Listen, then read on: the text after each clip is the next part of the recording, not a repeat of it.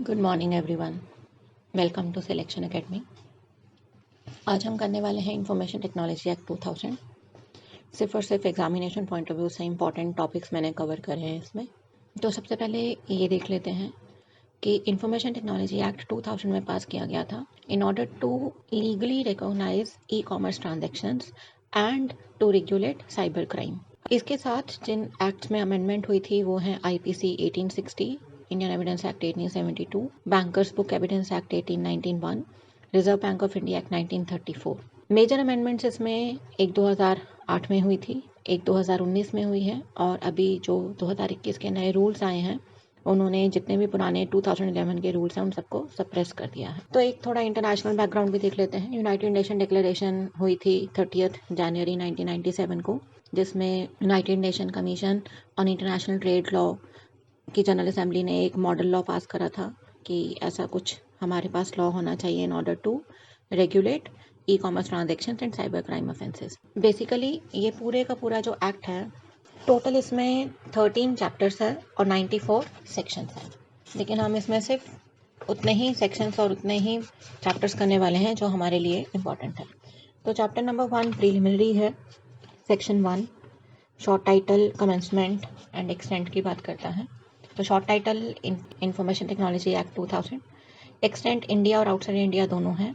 Commencement है 17 अक्टूबर 2000 की, और एप्लीकेशन शेड्यूल 1 में जो आपको आइटम्स दे रखी हैं उनको छोड़कर इंफॉर्मेशन टेक्नोलॉजी एक्ट की एप्लीकेबिलिटी बाकी सारी चीज़ों पर होती है। तो schedule 1 of information Technology act क्या कहता है कि इंफॉर्मेशन टेक्नोलॉजी एक्ट की एप्लीकेबिलिटी नेगोशिएबल इंस्ट्रूमेंट्स जो सेक्शन 13 में डिफाइन करे गए हैं नेगोशिएबल इंस्ट्रूमेंट एक्ट के अंडर, उसके ऊपर नहीं होगी, लेकिन चेक्स के ऊपर होगी।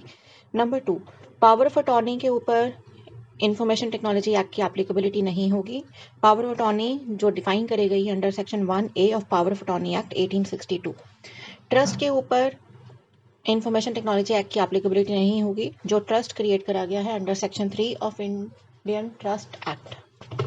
विल्स के ऊपर एप्लीकेबिलिटी नहीं होगी, जो विल्स बनाई जाती हैं इंडियन सक्सेशन एक्ट 1925 के अंडर सेक्शन 2 क्लॉज H।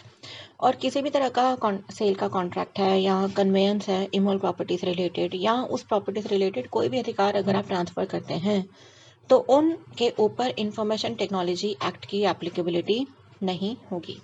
ये पहला पार्ट है, और सेक्शन 1 में सिर्फ एप्लीकेशन वाला पार्ट इंपॉर्टेंट है।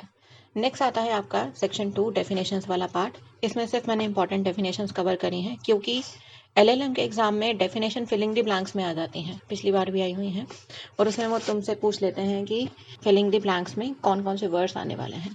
तो डेफिनेशन में सेक्शन 2HA है, जिसमें कम्युनिकेशन डिवाइस को बताया गया है, उसका मीनिंग बताया गया है। तो communication device means and includes cell phone, personal digital assistance और कॉम्बिनेशन ऑफ बोथ, और एनी अदर डिवाइस जिसके थ्रू हम कम्युनिकेट कर सकते हैं या किसी तरह का कोई मैसेज सेंड और ट्रांसमिट कर सकते हैं या कोई इमेज ट्रांसमिट कर सकते हैं या कोई टेक्स्ट या वीडियो या ऑडियो भेज सकते हैं। सेकंड डेफिनेशन है सेक्शन 2 क्लॉज I के अंडर कंप्यूटर की। कंप्यूटर मीन्स, ये डेफिनेशन आई हुई थी पिछले पेपर में, computer means electronic, magnetic, optical और other high speed data processing unit. जो कौन कौन से फंक्शन परफॉर्म करती है, ध्यान से सुनना, यहाँ पर फिलिंग द ब्लैंक था, performs logical, arithmetic and memory functions by manipulation of electronic, magnetic, optical device and includes सब तरह का input, output, processing, storage, computer software, communication facilities connected और रिलेटेड टू कंप्यूटर सिस्टम और computer network. Next definition है section 2 clause K के under computer resource की। अब computer resource में बहुत सारी डेफिनेशंस का पार्ट इन्होंने कवर कर दिया है। जैसे कंप्यूटर रिसोर्स में क्या क्या आता है, कंप्यूटर को डिफाइन करा गया 2I में, जो मैंने आपको अभी बताया। देन आता है कंप्यूटर सिस्टम 2L के अंडर, कंप्यूटर नेटवर्क 2J के अंडर, डेटा O के under, computer database and computer software. Next definition जो है वो है आपकी असिमेट्रिक क्रिप्टो सिस्टम की 2F के अंडर। असिमेट्रिक का मतलब होता है जो एक जैसा नहीं है, तो एक जैसा नहीं है तो it will be a combination of 2 things. तो सिक्योर की पेयर होगा प्राइवेट की का और पब्लिक की का। प्राइवेट की यूज करी जाती है क्रिएट करने के लिए डिजिटल सिग्नेचर्स को, और पब्लिक की यूज़ करी जाती है उस चीज़ को वेरीफाई करने के लिए, डिजिटल सिग्नेचर्स को वेरीफाई करने के लिए। नेक्स्ट डेफिनेशन है जो आपकी इंपॉर्टेंट है, वो है 2J कंप्यूटर नेटवर्क की। तो कंप्यूटर नेटवर्क का मतलब हो गया इंटरकनेक्शन। आप एक से ज़्यादा कंप्यूटर्स को जब इंटरकनेक्ट कर लेते हैं किसी सैटेलाइट के through, microwave, terrestrial line, wire या वायरलेस या अदर मीडिया के थ्रू, एंड इट उसके साथ आते हैं टर्मिनल्स कॉम्प्लेक्स कंसिस्टिंग ऑफ 2 और मोर इंटरकनेक्टेड कंप्यूटर्स। 2009 में एक अमेंडमेंट हुई थी और उसके थ्रू सेक्शन 10A ऐड करा गया था चैप्टर 3 में, वैलिडिटी ऑफ कॉन्ट्रैक्ट्स की हेडिंग है इसकी। इट सिंपली सेज कि अगर आप किसी प्रपोजल एक्सेप्टेंस या उसकी रेवोकेशन को कम्युनिकेट करते हैं ई फॉर्म में, तो वो वैलिड होगी और वो इन्फोर्सेबल मानी जाएगी। Chapter 4 section 12 acknowledgement of receipt. देखो, जब हम किसी के कंप्यूटर में कोई मेल भेजते हैं या हम किसी को व्हाट्सएप भेजते हैं या हम कोई मैसेज भेजते हैं, तो आपने देखा होगा कि व्हाट्सएप का वो जो ब्लू टिक आता है वो हमें इस बात का एक्नॉलेजमेंट देता है कि आपका जो मैसेज आपने भेजा है वो पढ़ लिया गया है। तो सेक्शन 12 उसी की बात करता है। सेक्शन 12 की हेडिंग है एक्नॉलेजमेंट ऑफ रिसीट। इसे 2 पार्ट्स में हम पढ़ते हैं। पहला पार्ट है मैनर। मैनर का मतलब है कि अगर आपने बताया है कि भाई इस तरीके से आपने जो मैंने आपको मैसेज भेजा है आपने उसकी रिसीप्ट को एक्नॉलेज करना है, तो एड्रेसी को उसी मैनर में उस पर्टिकुलर रिसीप्ट को भेजना पड़ेगा, एक्नॉलेज करना पड़ेगा। कभी कभी ऐसा होता है कि जैसे बिजनेस अकाउंट्स होते हैं, आपने मैसेज डाला और सामने वाले ने ऑटोमेटिक रिप्लाई भेज दिया, तो ऑटोमेटिक रिप्लाई का भी मतलब यही है कि आपका मैसेज पढ़ लिया गया है। फर्स्ट पार्ट जो है सेक्शन 12 का, वो ये कहता है कि मैनर क्या है कि अगर ओरिजिनेटर ने कोई मैनर स्टिपुलेट नहीं करा है तो एक रीजनेबल टाइम पीरियड के अंदर आपको उस मैसेज की एक्नॉलेजमेंट की रिसीट देनी पड़ेगी। It may be in the form of automated acknowledgement by addressee, जैसे बिजनेस अकाउंट्स में है, या एड्रेसी ने कोई ऐसा कंडक्ट करा, पढ़कर छोड़ दिया, आपको रिप्लाई नहीं करा, तो आपको एक इंडिकेशन तो मिल ही गई ना कि आपका जो मैसेज है वो पढ़ लिया गया है। एंड द मोमेंट वो पढ़ लिया गया है, वो किस तरह का इफेक्ट क्रिएट करेगा? बाइंडिंग नेचर का इफेक्ट क्रिएट करेगा। सब सेक्शन 2 जो है सेक्शन 12 का, वो ये कहता है कि अगर आपने कोई कंडीशन रखी हुई थी अपने एग्रीमेंट में एज टू एक्नॉलेजमेंट कि सिर्फ रिसीप्ट होने पर ही हम एक बाइंडिंग कॉन्ट्रैक्ट क्रिएट करेंगे, और अगर वो नहीं होता है, stipulation as to acknowledgement only on receipt of acknowledgement unless such acknowledgement has been so received, electronic record shall be deemed to be never sent by the originator. लेकिन अगर आपने कोई स्टिपुलेशन ही नहीं डाली थी, कोई कंडीशन ही नहीं डाली थी कि भाई इस तरीके से अगर आप एक्नॉलेजमेंट भेजेंगे तो मैं मानूंगा, तो उस केस में अगर एक एक्नॉलेजमेंट एक प्रिस्क्राइब टाइम पीरियड में अंदर नहीं आती है, तो ओरिजिनेटर एड्रेसी को नोटिस भेजेगा, भाई मैंने मैसेज भेजा था उसका रिप्लाई तो कर दो कम से कम। अगर उस नोटिस का भी रिप्लाई नहीं आता है तो सेक्शन 12 ये कहता है कि उसका कोई बाइंडिंग इफेक्ट क्रिएट नहीं होगा, क्योंकि हम ये मानेंगे ही नहीं कि ओरिजिनेटर ने कभी कोई मैसेज भेजा था। अब आता है सेक्शन 13। सेक्शन 13 की हेडिंग है time and place of dispatch and receipt of E record. इसके बेसिकली 5 सब सेक्शंस हैं, 5 पार्ट्स में बटा हुआ है। सेक्शन 13 सब सेक्शन 1 कहता है कि डिस्पैच कब होता है? जैसे ही आपने जो मेल भेजी सामने वाले के कंप्यूटर में पहुंच जाती है और आपके कंट्रोल से बाहर हो जाती है कि अब आप उसमें कोई चेंजेस नहीं कर सकते, वो डिस्पैच हो जाता है। जैसे आपने मैसेज भेजा मुझे व्हाट्सएप पर, मेरे पास आ गया, अब इसमें आप कोई चेंजेस तो कर नहीं सकते, तो और मेरे फ़ोन में आ चुका है मैसेज, तो डिस्पैच हो चुका है। सेकेंड पॉइंट से time and receipt shall be determined. कैसे आप टाइम ऑफ रिसीप्ट कैसे कैलकुलेट करेंगे? तो एक क्लॉज ये कहता है कि अगर तुमने मुझे कोई नंबर दिया हुआ था या तुमने मुझे कोई मेल एड्रेस दिया हुआ है, अगर उस मेल एड्रेस पर मैंने भेजा है, तो जब उस मेल एड्रेस पर जो कंप्यूटर तुमने डेजिग्नेट करा हुआ था उस कंप्यूटर के अंदर चला गया है वो मैसेज, तो मैं मानूंगा या मैं मानूंगी कि आपकी रिसीट कंप्लीट हो चुकी है। लेकिन अगर आपने उस मेल में ना भेजकर किसी और मेल को भेज दिया है या किसी और कंप्यूटर रिसोर्स को भेज दिया है, तो जब कभी भी एड्रेसी उस मेल को रिट्रीव करेगा तो उसकी रिसीप्ट होगी। लेकिन अगर सामने वाले ने कोई आपको नहीं बताया कि किस कंप्यूटर रिसोर्स पर भेजना है, आपने खुद ही गूगल करके किसी का मेल निकाल लिया, तो जो ऑफिशियल मेल दिखाया जा रहा है, तो उस केस में जब वो आपने मेल भेजा है उस सामने वाले के कंप्यूटर रिसोर्स में एंटर करता है, वो रिसीट हो जाता है। थर्ड पॉइंट ये कहता है कि कभी कभी ऐसा होता है कि हमको नहीं पता कि सामने वाली पार्टी कहाँ रहती है, कैसे क्या काम करती है, तो उस केस में डीम्ड रिसीप्ट और डीम्ड डिस्पैच का कॉन्सेप्ट आता है। मतलब सिंपली ये बोला गया है कि अगर दोनों पार्टीज में पॉइंट नंबर 2 को लेकर कंफ्यूजन हो जाती है या सबसेक्शन 2 को लेकर कंफ्यूजन हो जाती है, तो उस केस में जहां पर ओरिजिनेटर और एड्रेसी का प्लेस ऑफ बिजनेस है, वहीं से माना जाएगा कि डिस्पैच हुआ था और वहीं पे माना जाएगा कि रिसीव्ड हुआ था। सबसेक्शन 4 ये कहता है कि सबसेक्शन 2 और सबसेक्शन 3 दोनों पर अप्लाई होगा सबसेक्शन 4। सबसेक्शन 5 ये कहता है कि अगर किसी एक पार्टी के एक से ज़्यादा बिजनेसेस हैं, एक से ज़्यादा प्लेस है बिजनेस के, मतलब 10 जगह अपने अपने ब्रांच ऑफिस खोले हुए हैं, तो जो प्रिंसिपल प्लेस ऑफ बिजनेस है जहाँ पर आपका मेन ऑफिस है, रजिस्टर्ड ऑफिस है, वो माना जाएगा। अगर आपका कोई प्लेस ऑफ बिजनेस नहीं है, जैसे आजकल वर्क फ्रॉम होम हो रहा है, तो यूजुअल प्लेस ऑफ रेजिडेंस माना जाएगा, और यूजुअल प्लेस ऑफ रेजिडेंस और प्रिंसिपल प्लेस ऑफ बिजनेस होगा रजिस्टर्ड ऑफिस।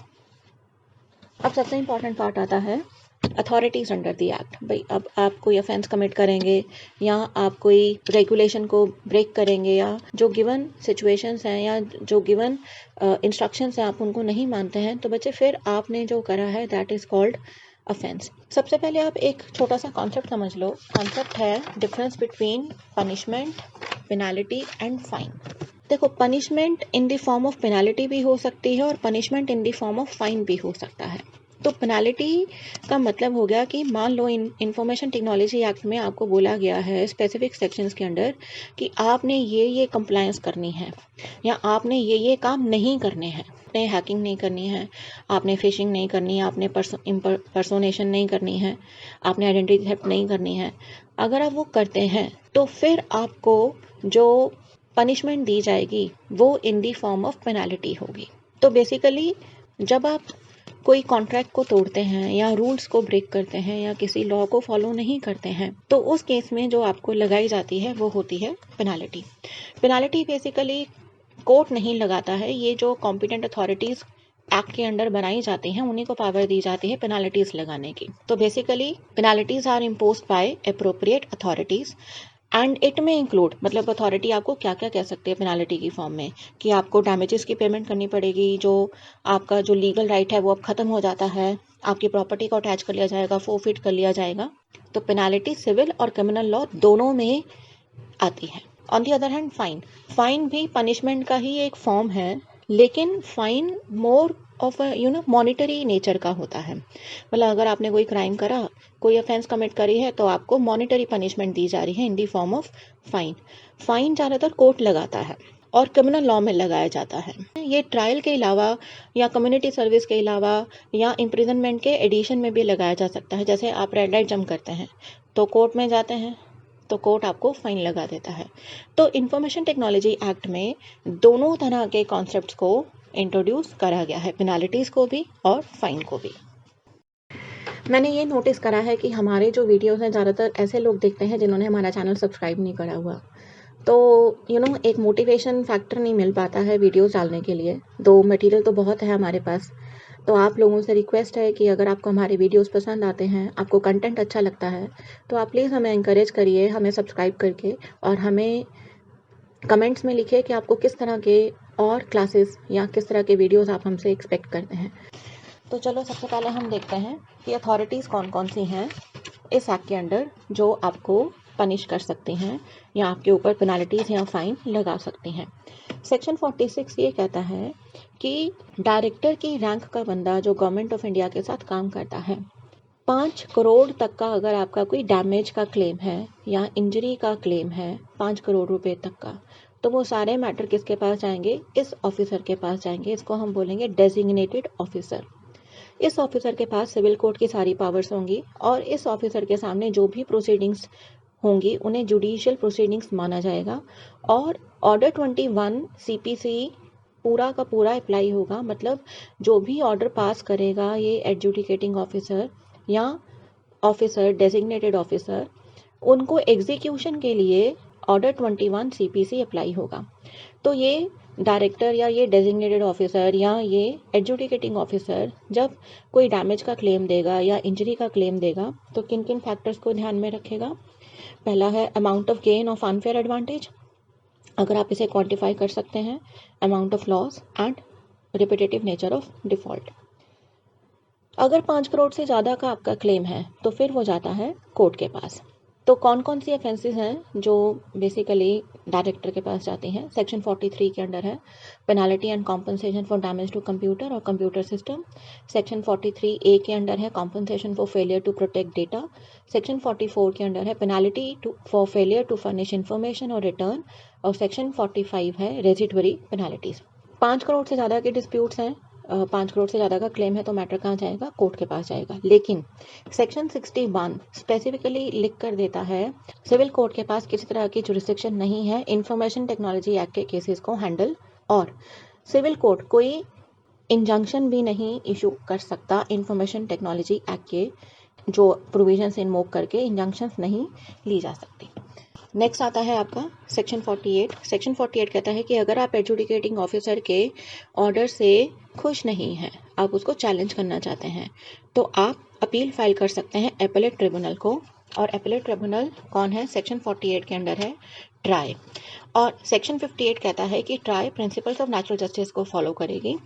कभी कभी ऐसा होता है जैसे एडजुडिकेटिंग ऑफिसर के कंसेंट के साथ आपस में मिलकर ऑफेंस को सेटल कर लेती हैं, तो उस पर अपील फाइल नहीं हो सकती। मतलब आपने मिलजुल कर अपना मैटर सॉर्ट आउट करवा लिया तो उस पर अपील फाइल नहीं हो सकती। अपील किन केसेस पर फाइल होगी बच्चे?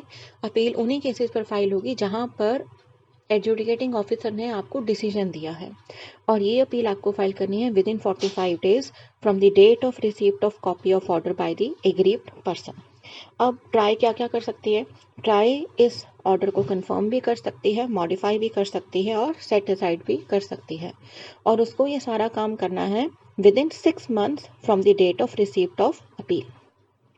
अगर आप ट्राई के डिसीजन से भी खुश नहीं हैं तो डेफिनेटली आप हाई कोर्ट जा सकते हैं under section 62 with in 60 days, और आपका ये टाइम पीरियड मैक्सिमम 120 डेज के लिए एक्सटेंड किया जा सकता है। नेक्स्ट जो पार्ट है वो सबसे इंपॉर्टेंट है, ऑफेंसेस वाला पार्ट। इसमें से क्वेश्चन आते हैं बहुत ज़्यादा, तो हमने एक टेबुलर फॉर्म में बनाया है। देखो, एक बात ये आप याद कर लो कि इंफॉर्मेशन टेक्नोलॉजी एक्ट के अंडर जितनी भी ऑफेंसेस होती हैं उनमें मैक्सिमम पनिशमेंट जो है वो 3 साल तक की है, और 3 साल तक की जो ऑफेंसेस हैं सज़ा की, मतलब जिसमें 3 साल तक की सज़ा तक की जो ऑफेंसेस हैं वो बेलेबल हैं। और इनको इन्वेस्टिगेट कौन करता है? इनको इन्वेस्टिगेट करता है इंस्पेक्टर की रैंक का बंदा।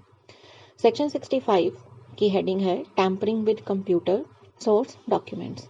इसकी जो सज़ा है वो है 3 साल तक की, और इसमें मैक्सिमम फाइन है 2 लाख रुपए का, और दोनों। अब बेल हो सकती है, 3 साल तक की सज़ा है, सिंपल। इन्वेस्टिगेट कौन करेगा? इंस्पेक्टर करेगा। और कंपाउंडेबल भी है। कंपाउंडेबल का मतलब होता है कि आपने सामने वाली पार्टी से रिक्वेस्ट करी है कोर्ट में एप्लीकेशन देकर कि सर मेरे से गलती हो गई, मैं मानता हूँ और मैं चाहता हूँ कि आप ये सारी चीज़ें अब हमारी म्यूचुअल सेटलमेंट से इसको सेटल करवा दो। तो उस केस में जो आप एप्लीकेशन देते हैं that is called compounding of offence. लेकिन बच्चे एक बात ध्यान रखना, इंफॉर्मेशन टेक्नोलॉजी एक्ट में जब कभी भी आप कंपाउंडिंग ऑफ ऑफेंस का एप्लीकेशन लगाते हैं it is equivalent to plea bargaining. मतलब आप ये प्ली कर रहे हैं I am a guilty party, तो क्योंकि मेरे से गलती हो गई है तो हम नेगोशिएट कर लेते हैं अपनी पनिशमेंट को और अपने फाइन को। तो बेसिकली यहाँ पर जो कंपाउंडिंग ऑफ ऑफेंसेस का कॉन्सेप्ट है that is equivalent to plea bargaining under section 265B and 265C of CRPC। Section 66 की हेडिंग है कंप्यूटर रिलेटेड ऑफेंसेस। इसकी सज़ा जो है मैक्सिमम है 3 साल और 5 लाख रुपए तक का जुर्माना, और या फिर दोनों बेलेबल हैं। इन्वेस्टिगेट करेगा इंस्पेक्टर, और प्ली बार्गेनिंग की एप्लीकेशन लग सकती है, मतलब कंपाउंडेबल ऑफेंस है ये। सेक्शन 66A की हेडिंग है punishment for sending offensive messages through communication service. Shreya single वाला केस याद होगा आपको, है ना। सेक्शन 66A को 2015 में सुप्रीम कोर्ट ने अनकॉन्स्टिट्यूशनल डिक्लेयर कर दिया है, लेकिन फिर भी एकेडमिक पर्पस के लिए आपको पढ़ाया जाता है और आज भी यूज़ करा जाता है। इसकी जो पनिशमेंट है वो है imprisonment which may extend to 3 years and fine. तो कहने का मतलब ये है कि बेलेबल है, 3 साल तक की सज़ा है। इंस्पेक्टर इन्वेस्टिगेट करेगा। लेकिन बच्चे यहाँ पर आप कंपाउंडिंग की एप्लीकेशन नहीं लगा सकते। तो कंपाउंडिंग ऑफ ऑफेंसेस तभी पॉसिबल होती है जब आपको ऑप्शंस होती हैं कि या तो सज़ा ले लो या फाइन ले लो या दोनों है। लेकिन जहाँ पर एंड वाला कॉन्सेप्ट आ जाता है वो ऑफेंसेस कंपाउंडेबल नहीं होती हैं। सेक्शन 66B की हेडिंग है dishonestly receiving stolen computer resource communication device. इसकी सज़ा है विच may extend to 3 years imprisonment और 1 लाख रुपए का जुर्माना, और दोनों। अब आप मुझे बताओ बेलेबल है, हाँ बेलेबल है, इंस्पेक्टर इन्वेस्टिगेट करेगा और कंपाउंडेबल भी है। 66C है आइडेंटिटी थेफ्ट, इसमें सज़ा है आपकी विच में एक्सटेंड टू 3 ईयर्स और 1 लाख रुपए का जुर्माना साथ में, और 1 लाख रुपए का जुर्माना। तो बेलेबल है, 3 साल तक की सज़ा है, इंस्पेक्टर इन्वेस्टिगेट करेगा पर कंपाउंडेबल नहीं है। सेक्शन 66D की हेडिंग है cheating by personation by using computer resource, इसकी सज़ा है 3 साल तक की और साथ में 1 लाख रुपए का जुर्माना। फिर वही बात, बेलेबल है, इंस्पेक्टर इन्वेस्टिगेट करेगा पर कंपाउंडेबल नहीं है। 66E की हेडिंग है वायलेशन ऑफ प्रिवेसी, इसकी सज़ा है 3 साल तक की और मतलब OR वाला और है, फाइन है 2 लाख का या फिर दोनों। यस, बेलेबल भी है, कंपाउंडेबल भी है और इन्वेस्टिगेट कौन करेगा? इंस्पेक्टर इन्वेस्टिगेट करेगा। 66F की जो आपकी ऑफेंस है वो है साइबर टेररिज्म। साइबर टेररिज्म है और इसकी पनिशमेंट है लाइफ इम्प्रिजनमेंट। ना तो ये बेलेबल है क्योंकि सेक्शन 77B स्पेसिफिकली कह रहा है कि 3 साल तक की ऑफेंसेज ही बेलेबल है, तो इसकी सज़ा तो लाइफ इम्प्रिजनमेंट है, तो ये बेलेबल भी नहीं है और ये कंपाउंडेबल भी नहीं है। कौन इन्वेस्टिगेट करेगा? इंस्पेक्टर इन्वेस्टिगेट करेगा। सेक्शन 67 की हेडिंग है पब्लिशिंग और transmitting obscene material in E form.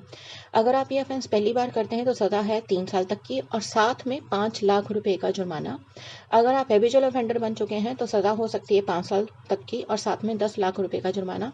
अब आप ये खुद सेग्रीगेट कर लेना, बेलेबल है, कंपाउंडेबल है या नहीं है। सेक्शन 67A पब्लिशिंग और transmitting of material containing sexually explicit act in E form. First offence अगर आप कमिट कर रहे हैं तो 5 साल तक की सज़ा और साथ में 10 लाख का जुर्माना, और अगर आप हैबिचुअल ऑफेंडर हैं तो 7 साल तक की सज़ा और 10 लाख रुपए तक का जुर्माना। 67 भी स्पेसिफिकली पॉक्सो के लिए है कि अगर आप कोई ऐसी मटेरियल जिसमें बच्चे सेक्सुअली इन्वॉल्व हैं ऐसा मटेरियल पब्लिश करते हैं, ट्रांसमिट करते हैं और पहली बार आप ये ऑफेंस कर रहे हैं तो 5 साल तक की सज़ा और 10 लाख रुपए तक का जुर्माना, और अगर आप हैबिचुअल ऑफेंडर हैं तो 7 साल तक की सज़ा और 10 लाख रुपए का जुर्माना हो सकता है। सेक्शन 67C कहता है कि आपको इंटरमीडिएरी के ऊपर एक रिस्पॉन्सिबिलिटी है कि आपको अपना पूरा जो भी डेटा है, सारा जो है इन्फॉर्मेशन जो इसको प्रिजर्व और रिटेन करके रखना है, और अगर आप नहीं करते हैं तो आपको 3 साल तक की सज़ा हो सकती है और साथ में फाइन भी लग सकता है। नेक्स्ट है सेक्शन 69। सेक्शन 69 सेंट्रल गवर्नमेंट या स्टेट गवर्नमेंट या किसी ऑथराइज ऑफिसर को ये पावर देता है कि वो sovereignty and integrity of India, defence of India, security of state, friendly relations with foreign states, public order और किसी भी कॉग्निजेबल ऑफेंस को प्रिवेंट करने के लिए उसकी इन्वेस्टिगेशन भी कर सकता है और किसी कंप्यूटर रिसोर्स को इंटरसेप्ट, मॉनिटर या डिक्रिप्ट करने के लिए भी इंस्ट्रक्शंस दे सकता है। तो किसकी रिस्पॉन्सिबिलिटी है कि वो असिस्टेंस प्रोवाइड कराएगा ये सारे काम में, इन्वेस्टिगेटर के साथ कोऑर्डिनेट करेगा, दैट इज़ द इंटरमीडिएरी जिसको ये इंस्ट्रक्शन दी गई है अंडर सेक्शन 69, और कोई भी पर्सन इंचार्ज जो उस इंटरमीडिएरी के लिए काम करता है। अगर कोई भी इंटरमीडिएरी या पर्सन इंचार्ज इस कंप्लायंस को नहीं करता है पूरा या कोऑर्डिनेट नहीं करता या असिस्टेंस नहीं देता रिक्वायर्ड, तो सज़ा कितनी है बच्चे? Imprisonment which may extend to 7 years plus fine. One more thing that is very important, Shreya Singhal के केस में सेक्शन 69 को भी चैलेंज किया गया था और सुप्रीम कोर्ट ऑफ इंडिया ने इसे कॉन्स्टिट्यूशनली वैलिड डिक्लेयर करा था, और इस सेक्शन को आर्टिकल 19(2) के साथ पढ़ा जाता है, और इस सेक्शन के अंदर जो भी इंस्ट्रक्शंस दी जाती हैं वो RTI के परव्यू में नहीं आती। नेक्स्ट सेक्शन है सेक्शन 69A। आपने सुना होगा आजकल बहुत ये ट्रेंडिंग है कि गवर्नमेंट कोई भी ऑर्डर पास करके वेबसाइट्स को या मोबाइल ऐप्स को बैन कर देती है, और ऐसी बहुत सारी चाइनीज़ ऐप, जब 2020 में लॉकडाउन लगा हुआ था तब बहुत सारी चाइनीज़ ऐप्स बैन कर दी थी, अली एक्सप्रेस भी बैन कर दी गई थी 24 नवंबर को, और एक गेम का मोबाइल ऐप था वो भी बैन कर दिया गया है अभी 2022 में 14 फरवरी को। और एक बहुत अच्छा केस है जो आप इसमें पढ़ सकते हैं, government of India versus Twitter का। फार्मर्स की प्रोटेस्ट हो रही थी, उसके अगेंस्ट कुछ ट्वीट्स वगैरह हुए थे, and yes this is also constitutional valid, और इसको आर्टिकल 19(2) के साथ पढ़ा जाता है और ये भी RTI के परव्यू के बाहर है। तो बेसिकली ये दो सेक्शन है जो सरकार को अनलिमिटेड पावर्स देते हैं कि वो किसी भी तरीके से किसी को कंट्रोल कर सकती हैं या अपनी बात मनवा सकती हैं। तो अब आपने करना क्या है, अब आपने ये देखना है इन सारी ऑफेंसेस को बेलेबल है, कंपाउंडेबल है या नहीं है। नेक्स्ट जो पार्ट है इंफॉर्मेशन टेक्नोलॉजी एक्ट का सबसे इंपॉर्टेंट है वो पेनाल्टीज़ का है। अभी मैंने आपको पेनाल्टी और फाइन का डिफरेंस बताया है। तो पेनाल्टीज़ का मतलब है कि आपने इंफॉर्मेशन टेक्नोलॉजी एक्ट के अंडर कुछ आपको स्पेसिफिक कंप्लायंसेस करने के लिए बोला गया है और आपने वो नहीं करे, तो फिर आपके ऊपर जो इम्पोज किया जाएगा वो होगी पेनाल्टी। और पेनाल्टी कौन लगाता है? वो लगाती है सर्टिफाइंग अथॉरिटी या एडजुडिकेटिंग अथॉरिटी, या जिस अथॉरिटी को सरकार ने ऑथराइज करा हुआ है पेनाल्टीज लगाने के लिए। तो पेनाल्टीज का सेक्शन है section 71, penalty for misrepresentation for obtaining any licence. मतलब अगर आपने इलेक्ट्रॉनिक सिग्नेचर के लिए अप्लाई करा, आपने झूठ बोला, फ्रॉड करा, कुछ गलत डॉक्यूमेंट दे दिया, तो जिसको अप्लाई करा है वो पार्टी जब पता चलेगा उसको, तो वो आपके ऊपर पेनाल्टी लगा सकती है। क्या पेनाल्टी है? 2 साल तक की सज़ा दे सकती है, या 1 लाख रुपए का जुर्माना लगा सकती है, या फिर दोनों। अब आप समझदार हो, इसको देख लेना। अब बेल तो नहीं मिलेगी क्योंकि सर्टिफाइंग अथॉरिटी है, कंपाउंडेबल की प्रोविजंस एप्लीकेबल हो जाएंगे। सेक्शन 72 ये कहता है कि अगर आप किसी तरह की कोई कॉन्फिडेंशियलिटी और या प्रिवेसी को ब्रीच करते हैं और सामने वाली जो इंटरमीडिएरी है या जो भी अथॉरिटी है उसको पता चल जाता है, तो वो पता चलने पर आपके ऊपर 2 साल तक की सज़ा या 1 लाख का जुर्माना या दोनों। 72A, punishment for disclosure of information in breach of lawful contract. मतलब आपने कोई कॉन्ट्रैक्ट करा और उसमें आपने कुछ झोल झपाट कर दिया है, तो उस केस में वो पता चलने पर आपको 3 साल तक की सज़ा या 5 लाख रुपए का जुर्माना या दोनों हो सकता है। सेक्शन 73 कहता है कि अगर आपके इलेक्ट्रॉनिक सिग्नेचर एक्सपायर हो चुके हैं और आपने रिन्यू नहीं कराए और आप उसका धड़ल्ले से यूज़ करे जा रहे हैं ई कॉन्ट्रैक्ट्स पर, तो आपको पता है आप क्या कर रहे हैं, तो इस केस में अथॉरिटी को अगर पता चल जाता है तो वो आपके ऊपर पेनाल्टी लगा सकती है, 2 साल तक की सज़ा या 1 लाख रुपए का जुर्माना या फिर दोनों। सेक्शन 74 कहता है कि अगर आप इलेक्ट्रॉनिक सिग्नेचर को फ्रॉडुलेंट पर्पज़ के लिए यूज़ कर रहे हैं तो आपको 2 साल तक की सज़ा या 1 लाख रुपए का जुर्माना या फिर दोनों हो सकता है। एक बार मैं फिर आपको बता देती हूँ कि इंफॉर्मेशन टेक्नोलॉजी एक्ट की जो ऑफेंसेस हैं अगर 3 साल तक की सज़ा की हैं तो वो कंपाउंडेबल है अंडर सेक्शन 77A।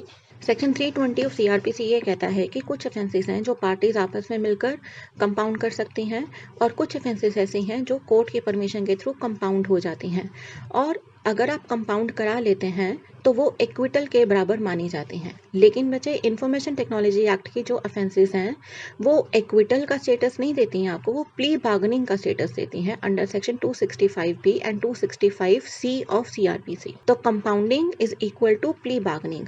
कौन कंपाउंड कर सकता है? कोर्ट कर सकता है जिसके पास कॉम्पिटेंट जुरिस्डिक्शन है, या अथॉरिटी कर सकते हैं जिसके पास कॉम्पिटेंट जुरिस्डिक्शन है। कौन सी ऑफेंसेस करी जाती हैं कंपाउंड? जिसकी पनिशमेंट 3 साल तक की है। और कब पॉसिबल है कंपाउंडिंग इस सिचुएशन में? जब आपने फर्स्ट टाइम कोई ऑफेंस कमिट करी है। कब कंपाउंडिंग अलाउड नहीं है?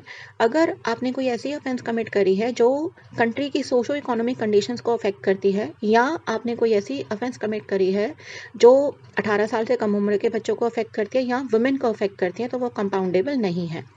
तो आपको अगर कंपाउंडिंग की एप्लीकेशन फाइल करनी है तो आपको अंडर सेक्शन 265B और C जो प्रोसीजर दिया गया है वो फॉलो करना पड़ेगा प्ली बार्गेनिंग का। कंपाउंडेबल की जब हम एप्लीकेशन लगाते हैं तो उसमें जो मिनिमम पनिशमेंट है वो ये है कि आपको डांट डपट कर गुड बिहेवियर की आप प्रॉमिस करते हैं कोर्ट के साथ तो आपको छोड़ दिया जाएगा अंडर सेक्शन 360 CRPC। और अगर कोर्ट को लगता है तो वो आपको जो भी आपकी इम्प्रिजनमेंट है उसका 1/4 आपको दिया जा सकता है और साथ में फाइन लगाया जा सकता है। सो आई होप आपको ये वीडियो पसंद आया, आपको समझ आया। एग्जामिनेशन पॉइंट ऑफ व्यू से ही है सब कुछ। तो मिलते हैं फिर अगले वीडियो में। मुझे कमेंट करके बताइए कि आपको कौन सा वीडियो अब चाहिए। आज के लिए बस इतना ही। Thank you so much for watching this. Thank you.